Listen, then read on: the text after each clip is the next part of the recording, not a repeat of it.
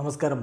Raf talk ഫുട്ബോളിലേക്ക് എവർക്കും സ്വാഗതം. സമ്മതിക്കില്ല ഞാൻ പ്രസിഡൻ്റായിരിക്കുമ്പോൾ നിങ്ങൾ ഉറപ്പിച്ച് വിശ്വസിച്ചോളൂ, ഇതിന് ഞാൻ ലാലിഗക്കും പ്രസിഡന്റ് ടബാസിനും തക്ക മറുപടി കൊടുത്തിരിക്കും. കളി എന്താണെന്ന് ഞാൻ പഠിപ്പിക്കും. ജോൻ ലാപ്പോർട്ട കലിപ്പിലാണ്. ഇന്ന് ലാലിഗ ഒരു സ്റ്റേറ്റ്മെൻറ്റ് ഇറക്കിയില്ലേ?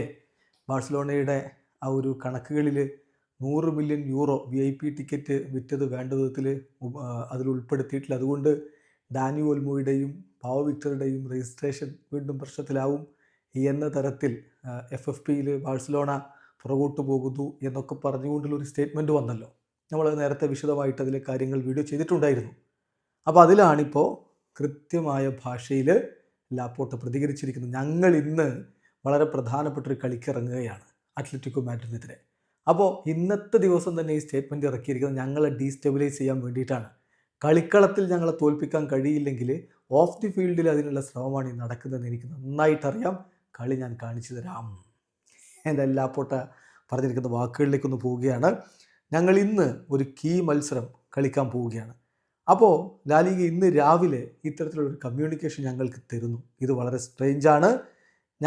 ഞങ്ങളെ അവർക്ക് കളിക്കളത്തിൽ തോൽപ്പിക്കാൻ പറ്റില്ല. അപ്പോൾ കളിക്കളത്തിന് പുറത്ത് അവർ ശ്രമങ്ങൾ നടത്തുകയാണ്. തീർച്ചയായിട്ടും തിരിച്ച് ലാലിഗയോട് ഞങ്ങൾ പ്രതികരിക്കും. ഞങ്ങളുടെ താല്പര്യങ്ങൾക്കെതിരെ അവർ അറ്റാക്ക് നടത്തുകയാണ്.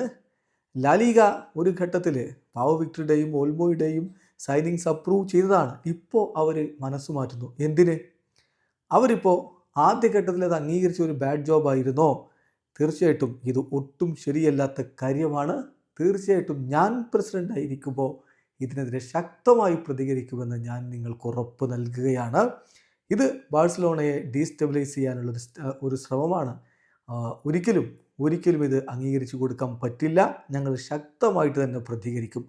ചിലപ്പോൾ എനിക്കുള്ളൊരു ഫീലിംഗ് എന്ന് പറഞ്ഞാൽ ഇത് കോയിൻസിഡൻസ് ഒന്നുമല്ല.